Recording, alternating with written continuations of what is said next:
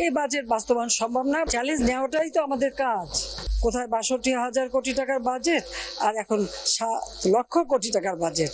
ভাই জেনারেল এরশাদ সাহেবের সময় উত্তরবঙ্গে যে মঙ্গা লেগেই থাকতো, এখন যে সেখানে মঙ্গা নাই। রংপুরের মানুষ ৪ বেলাও খাবার খেতে পারে, সে ক্ষমতা অর্জন করতে পেরেছে। সিলন ফ্যামিলি ব্লেন্ডের কড়ালিকার আর সতেজ স্বাদের পারফেক্ট ব্লেন্ডে স্বপ্নেরা মেলুক টানা।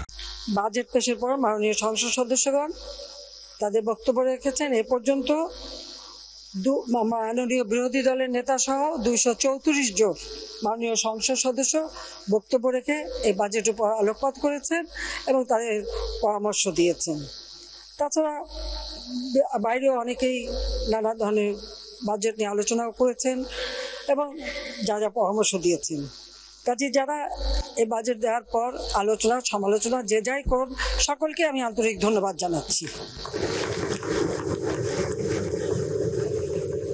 মাননীয় স্পিকার, কেউ কেউ বাজেটকে উচ্চ অভিলাষী বলেছে, কেউ বলছে ঘাটতি বাজেট।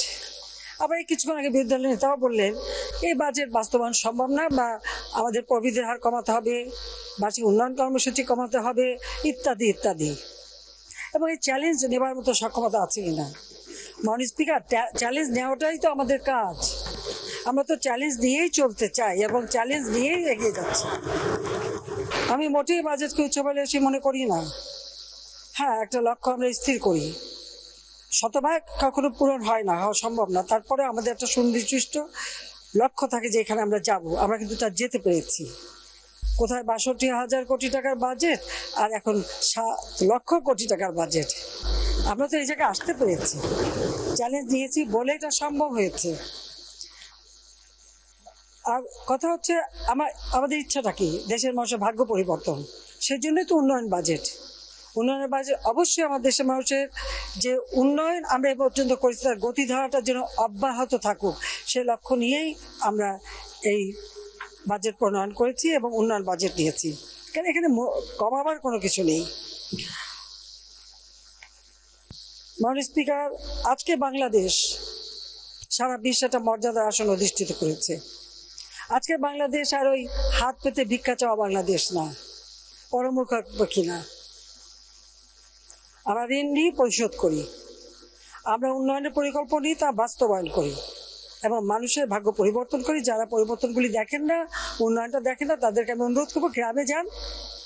হয়তো শহরের মানুষ যা বলবে বলুক, কিন্তু গ্রামের মানুষের যে ভাগ্য পরিবর্তন হয়েছে, বা জেনারেল এরশাদ সাহেবের সময় উত্তরবঙ্গে যে মঙ্গা লেগেই থাকতো, এখন যে সেখানে মঙ্গা নাই, সেটাও দেখবেন। ওই কুড়িগ্রাম, নীলফামারী, রংপুর, গাইবান্ধা, বিভিন্ন প্রতিটি এলাকায় দুর্ভিক্ষ তো লেগেই থাকতো। মাননীয় স্পিকার, আমি নিজে ছুটে গিয়েছি, সেখানে আমরা তাদের খাদ্য সাহায্য দিয়েছি। গ্রামের পর গ্রাম হেঁটেছি, মাঠে ঘাটে হেঁটেছি। মানুষের শরীরে কোনো মাংস ছিল না, চামড়া আর হাত ছাড়া। এখন আর সে অবস্থা নেই। ছিন্ন বস্ত্র পরতো, বিদেশ থেকে কাপড় এনে পরানো হতো, এখন কিন্তু তা নাই।